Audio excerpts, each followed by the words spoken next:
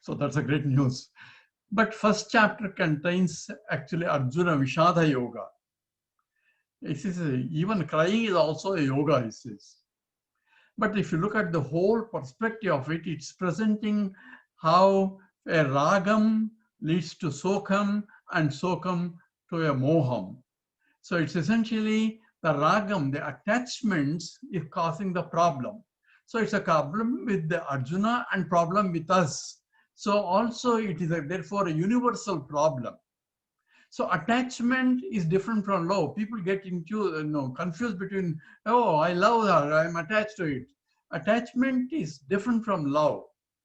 Attachment is where you depend on somebody other than yourself for your happiness. That's attachment. Love is you let others to depend on you for your happiness. There's a difference. But you don't depend on them. But others need your love. Therefore, you extend your love, and that becomes, in fact, universal love. The whole community start loving because you don't depend on anybody else. You are the sarvam paravasham dukkam sarvam atmavasham sukam. The one who enjoys himself by himself, that is atmaniyeva atmana tushtaha. So he is, in fact, is the one who is happy, and he can share his happiness because it's overflowing happiness that he cannot but share. And that becomes a real love. Otherwise, hey, I love you so long as you love me back. But that's called transactional love. It's needed, but that's if you depend on it, then you have a problem. But okay, the attachment is a problem with the Arjuna, and attachment is a problem with us. In the process, you start crying because you don't get what you want. And ragam leads to sokam, and that because of both are because of the moham. Moham is a delusion. Delusion is different from illusion. Illusion is seeing plurality is an illusion, but taking that seeing plurality as a reality becomes a delusion. So I can see plurality, that becomes a vibhuti. But if I take it as a real, then I have a problem. And that's what Arjuna's problem, that's not our problem, that's a universal problem. And that's why Gita teaching starts when Arjuna cannot do his ways. Gandivam hastani, it says he's not able to hold even Gandivam because he is confused between what is right and what is wrong because of the attachments. These are called atatais. They are worthy to be punished, but he gets confused because Swajanam Krishna, they are my people. So when I say my and I, that's called ahankara, mamakara, clouds the issues, and therefore you know what is right and what is wrong. And when that happens only, and when Krishna gives him a jolting statement that you are thinking like neither a man or a woman, he walks up and says, please, how can I do this war? Because Guru Hatvan Mahanabhavan. So how can I kill my own teachers, my own grandsire? It's better to go and collect arms because he had practice also of those. And that's how he justifies that he cannot fight. He's standing as an army officer, he's being paid by the taxpayer money, and suddenly in the middle of the war, I'm not going to fight. That's not allowed. That's an adharmic. That's what essentially Krishna talks about first. And when he says that I am seeing my teachers and my grandsires, and I'm going to kill him because he has a notion that only the teacher and all that only forms as long as the body, mind, and intellect is there, they are there. Otherwise, they are not there. That's our problem also when we cry. Therefore, the teaching starts with that. It says essentially, asocyan anvasochatvam prajnavadam sabhashase gatasuna gatasumcha nanusochanti panditaha. So, it says you are crying where there is no reason for you to cry. Because those who are gone are going, because there's nothing in between. So those who have died are going to die eventually. And people, the panditaha, Panda means the one who has the knowledge of the truth, And Pandita is the one, therefore, who are the wise people, they do not cry. Therefore, become a wise person.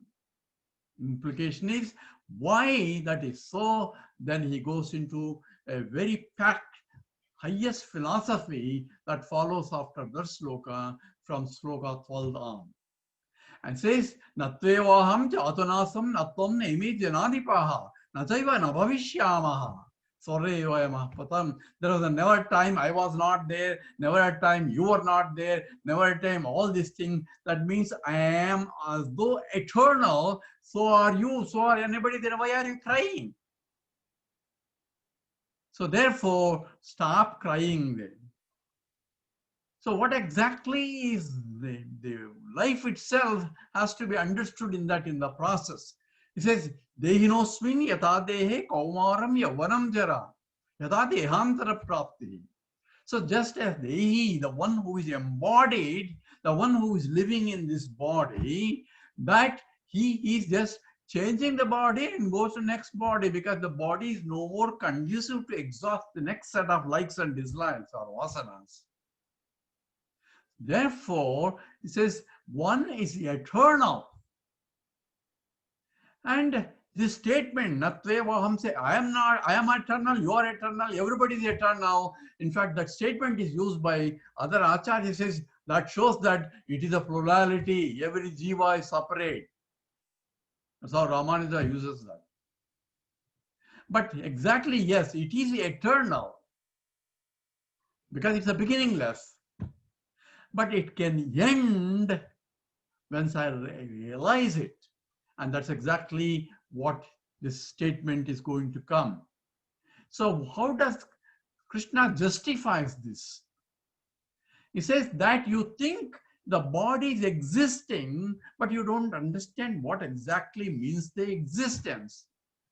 If something is continuously changing, because the body is, the baby body is different from as you go from with age, the body is continuously changing, the mind is changing, intellect is changing, everything is changing. Then what is the changeless? It's you or I. Because I say, when I was a body, I was doing like this, I used to like this. In fact, I used to like a lot of palko and all that. Now I don't like that much. I like rasamalai now. So it's essentially the changing of likes and dislikes changes because the body is evolved, the mind is evolved, the intellect is evolved.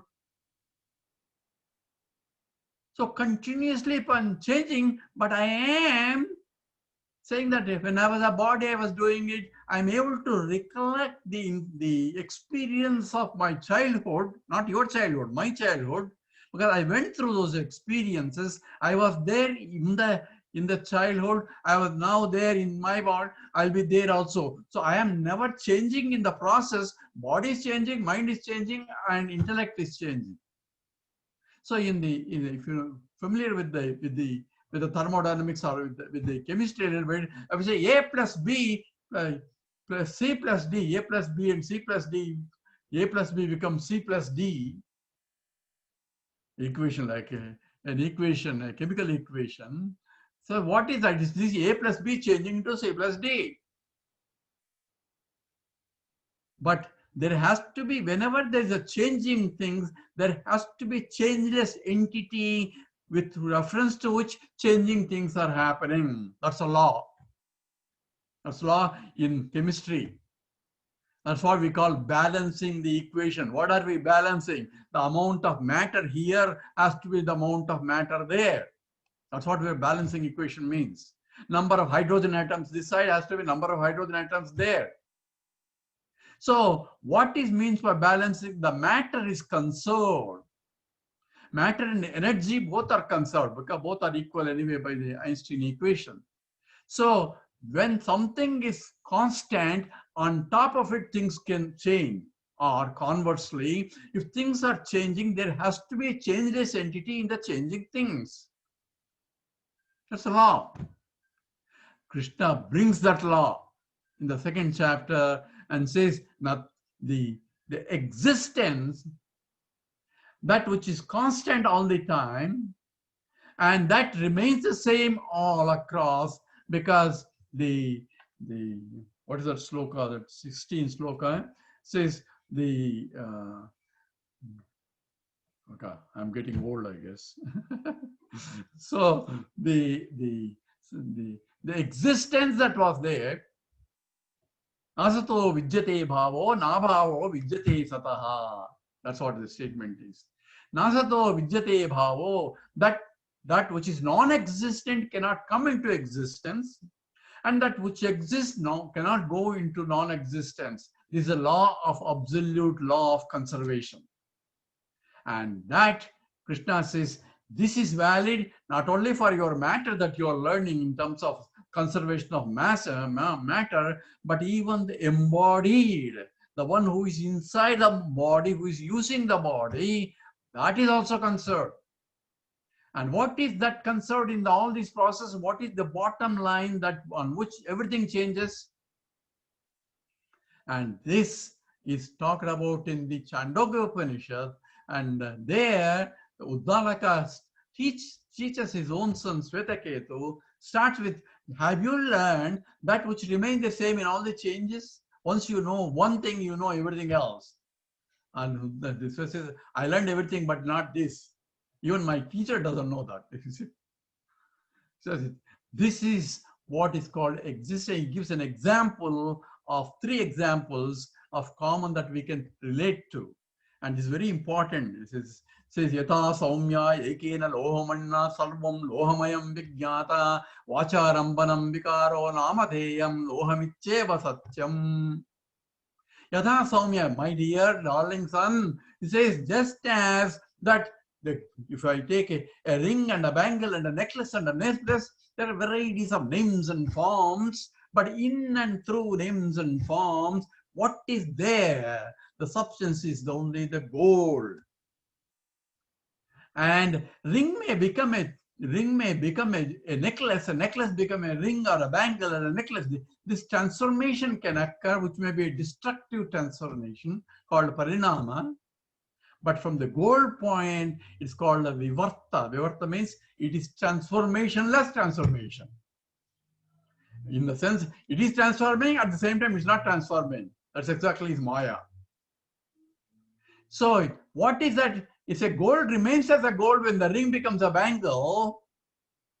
Gold doesn't undergo. So gold rings and bangles are only namarupatmakam, names and forms only, essence is only gold, because the cost of the ring depends upon how much gold it is. Not how big is the ring. That may have a little bit cost, but main cost is, if the goldsmith looks at the weight of that, hey, this is my wedding ring, you should give me more money. No, he doesn't care for your wedding rings and engagement rings. No, there are 3 rings,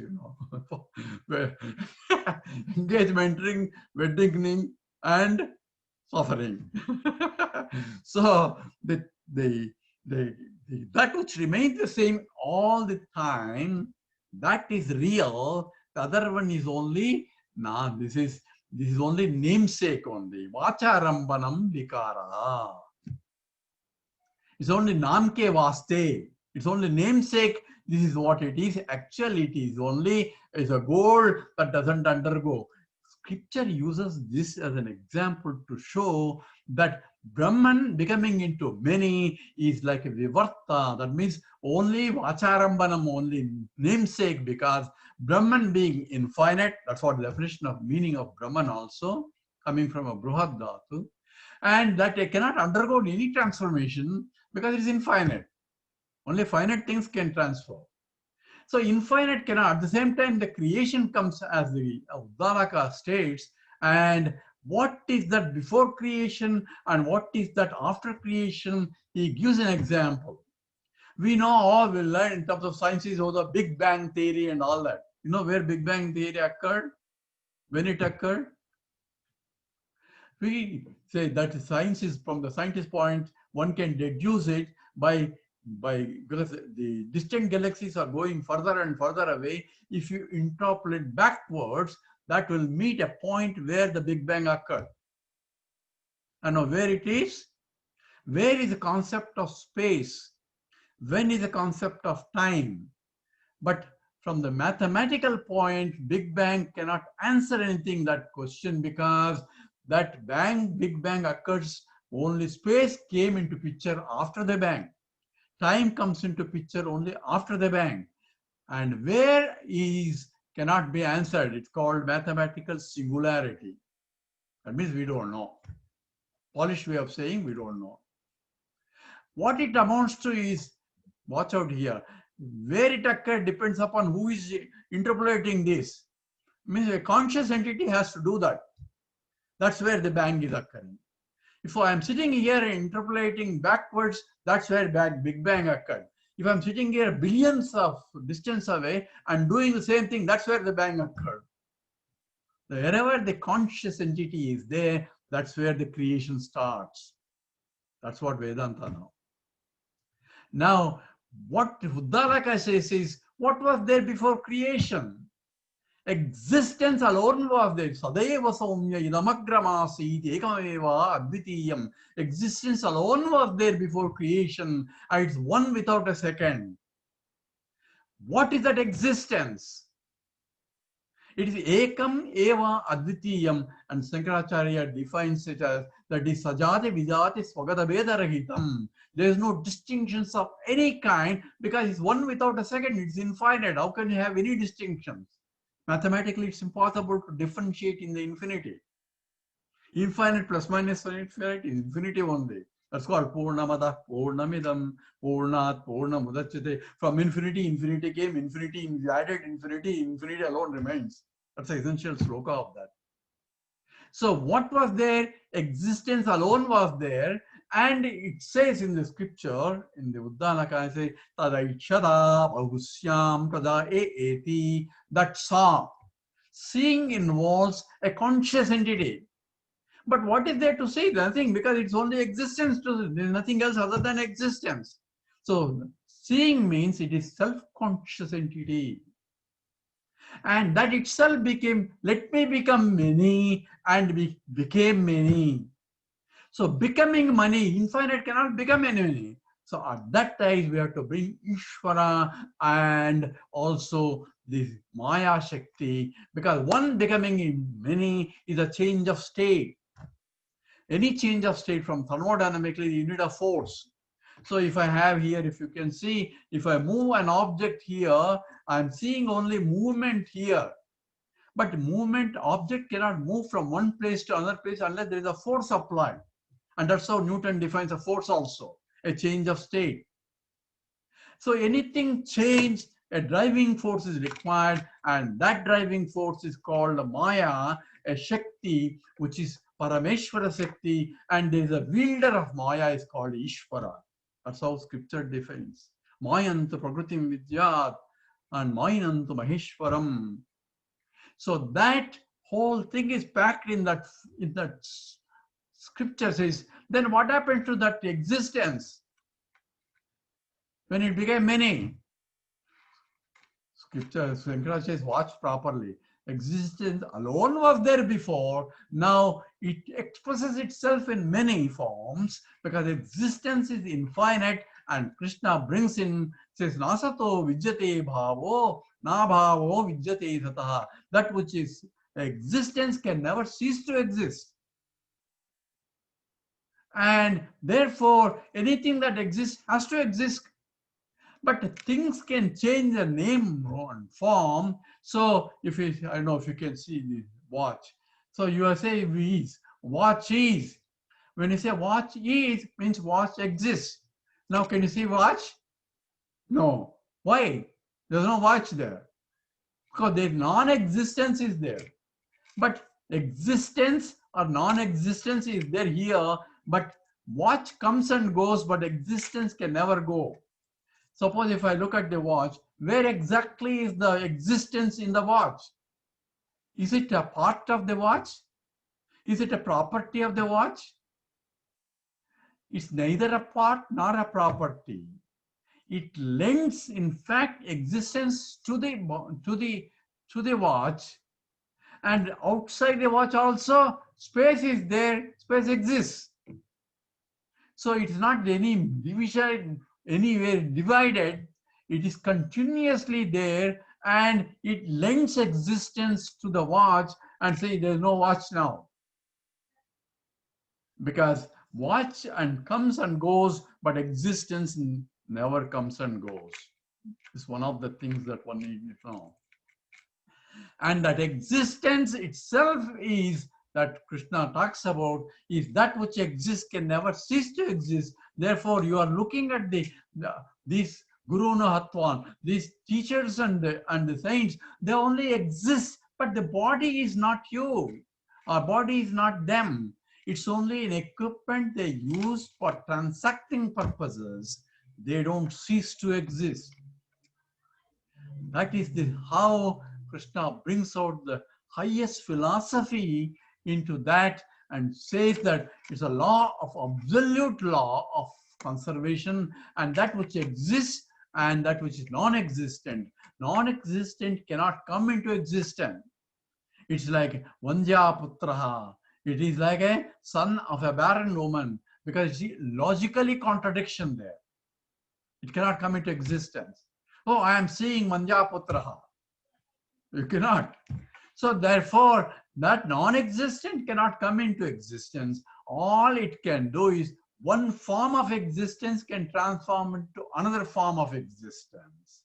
And therefore, this one form of my teacher can transform into another form, because it is he, the one who is residing in that, who goes into other, because the karma is ended in that process, and whether you kill it or not, they will be killed.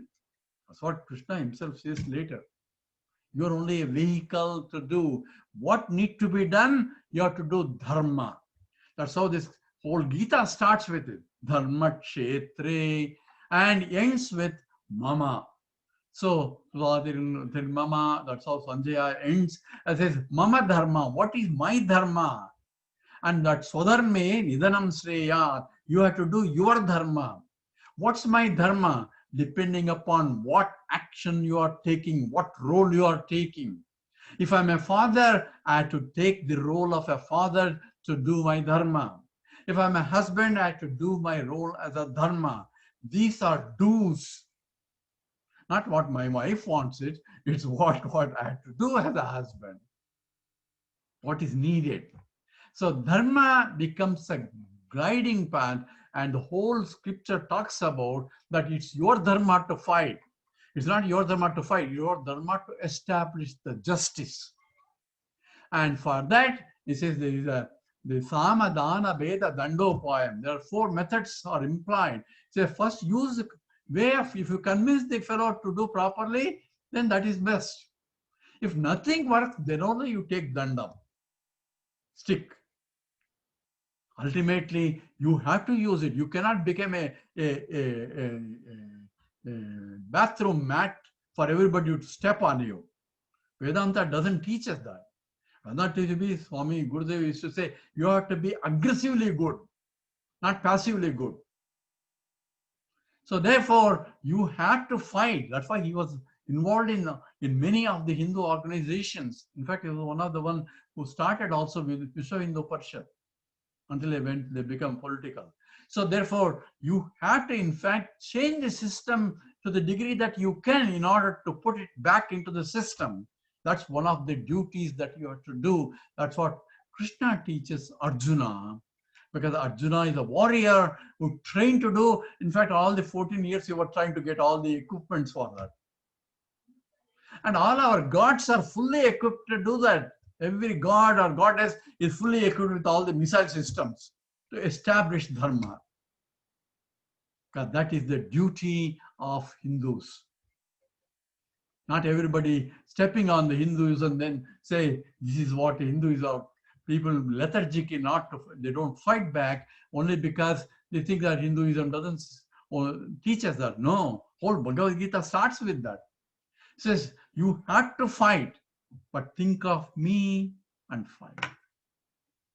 And I had to remember one question Gurudev asked, one of the camps, that's one of the early camps. Somebody came from from Trinidad or somewhere, and he asked a question, Swamiji, I had to sell the product here. I'm a salesman. I have to lie to the teeth in order to sell the product. And my food depends upon how much I sell. So how can I sell and how can I lie? I know I'm lying, but they won't buy if I tell the truth. So what should I do? Then he said, Krishna, Swamiji said, lie to your teeth, but wink at him all the time. I'm doing your job. Well, if you can do that, it becomes his duty to change your job to a better job later. So whatever your position that you are taking in, you have to do the duties of that position as best as you can until you go out of those duties to get into your own duty. So niyatam kuru. You do your obligatory duties. That's the teaching of Gita. So Gita itself is, number one, it is Yoga Shastram. And also Brahma Vidya. And it is a teaching Samvada, Sri Krishnarjuna Samvadam, where the conversation is between the teacher and the taught, where the student is allowed to ask questions. It's like Hinduism. Every student is allowed to ask a question appropriate for clarification. Not questioning the teacher, questioning the understanding. That's an important step in the Hinduism itself. So questioning is allowed after thinking. Remember? So therefore, there is a methodology of teaching itself is given in the second chapter. We only concentrate only the first few slokas at the time. It covers the whole Gita in essence, and ultimately the rest of the chapters are explanation of what is done, what is taught in the second chapter. So the first few slokas talks about this. Then also Krishna talks about how to prepare the mind to that. Also talks about karma yoga a little bit. Karmani vadikaraste ma paleshu kadachana. It's also mentioned in the Gita, in the second chapter. Then he goes into Sthita Prajna Lakshana. Who is that Pandita that he referred to? That also is talked about. So it starts with, it says, Asocyan, Ambasochatvam, Prajnavadam Svashase, Gatasona Gatasum cha, this Panditaha, Anusochanti. So who is that Panditata that becomes a Upodghatam, the starting point of the Gita? And Upasamharam in the end of 18th chapter says, have you understood? He says, yes, with your grace, I have understood. So the whole Gita starts with the Upodghatam, the foundation, and ends as its conclusion. And whole teaching is how I can evolve myself in this process and mindness of these likes and dislikes. At the same time, how I can get out of this samsara also. It's a Brahma Vidya, at the same time also the Yoga Shastra, preparing the mind and use the prepared mind. So there's a Jnana part comes in more and intensely in the fourth chapter, in the 14th chapter, and so on, and 12th chapter also, where he talks about Sthita Prajna aspects of it. And continuous study of Gita helps not only first to learn, but later as a part of nididhyasana, for contemplation. In fact, recently, 2 days ago, I had to review Professor V. Krishnamurthy's book he wrote on the Gita with all the quotations and different beautiful text. And that became a discipline for me, because of his grace, I was able to read through all that. And that constant study and reflection, mananam, and the first is listening to the teacher, and then mananam, continuous contemplation on that, and nididhyasanam, reflecting on the teaching so that mind is crystal clear, no doubts about it. Even if a Dvaitin comes, you are able to answer it. So that kind of firm abidance in that knowledge should be there, whatever the question is. And then more and more think about it, because even though we understood, so I've been listening to Gita, but I have not done anything, I have not able to, as soon as Gita class is over, I'm back to that. That's everybody's complaint, right? That means my raga dveshas are deeply rooted. They have to slowly get dissolved. It may take whole my lifetime too, depending upon how intense those raga dveshas are. So I had to tune my mind in a degree, in a way that my mind becomes crystal clear all the time, so that the methodology of teaching sinks in. In that case, the meditation helps you, and it becomes a natural to you that you can sit anytime, you can think of that Lord, and that subject-object duality becomes a play of the game. As long as you are in the life, you have to play. You have to take the role of, don't say, when I go to, who are you? I say, I am Bhagavan, and I am the Lord, all-pervading Satchidananda Swarupam. That fellow will ask you, this fellow is some crazy guy. So if you have to use somebody introduce Swami Chitedeva and said, this body is married to that body. He was introducing it. Why all that complication? Just simply introduce, live normal life, but at the same time have an understanding that I am beyond this. I am playing the game, just as in the drama, you are an actor playing the role of a drama. You may be a king or a beggar, the background music also. But never forget, you are only actor, you're getting millions of rupees for playing that role also.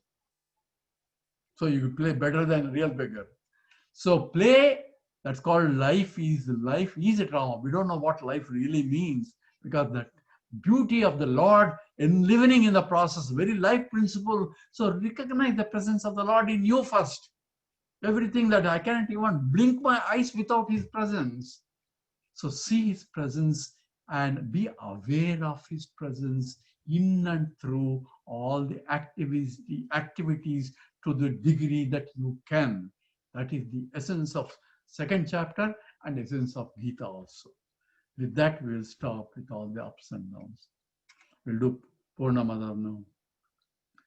Om Purnamada Purnamidam Purnat Purnamudachyate Purnasya Purnamadaya Purnameva Vasishyate. Om Shanti Shanti Shanti. Harihi Om Sri Gurubhyo Namaha. Harihi Om.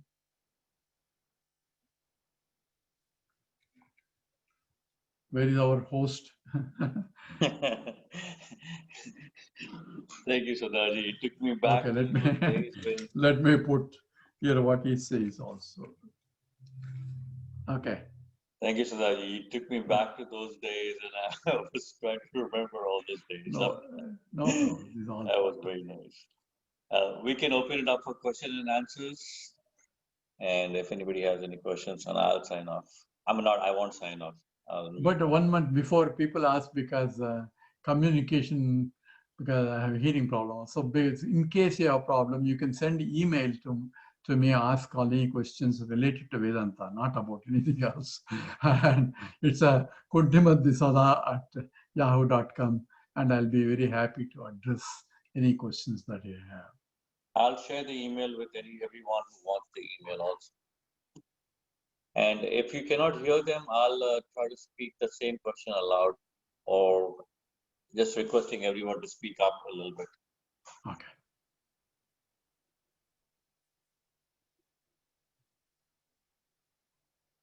Anybody? Okay. I think you have to unmute them. I don't know how many people know Sadaji. I was not here for the initial introduction. He's also a leading contributor for the Advaita Web Forum. There is a forum which Ramchandranji and all are coordinators. But he contributes daily and he answers questions. Again, email, very thoughtful discussion. Presence of Nasato Vidyate Bhava, Na Bhava Vidyate Sadaha. That point is well explained during that Advaita forum. If you are not familiar with, you can be a member. I don't know what's the qualification, but Sadaji can tell more about that forum. Thank you, Sadaji. Okay, Advaita Forum is a started long ago, most than 20 years ago, by Ramachandran, myself, and a couple of others together. And there's a lot of discussions, and the discussions of the Advaita Vedanta in that forum, somebody collected almost 10 years ago my discussions, and that became a book which is called Journey Beyond. There are 3 volumes, in fact, because extensive discussions are there. So if you go to the Amazon and any other, you will ask for Dr. Sadanand or Acharya Sadanand, you will see list of books there. These 3 volumes is the discussions in Advaita Vedanta. And also there's 2 more books have come after that. 3 more books. The Introduction to Vedanta is there. Someone has put that. And also there is a Transcending Science and also Self and the Supreme. These 2 books also been released, and a lot of people, including Sheila there, are edited, helped in editing the process. And these are available where different types of questions were asked and also answered from that point, also from different perspectives. Yeah.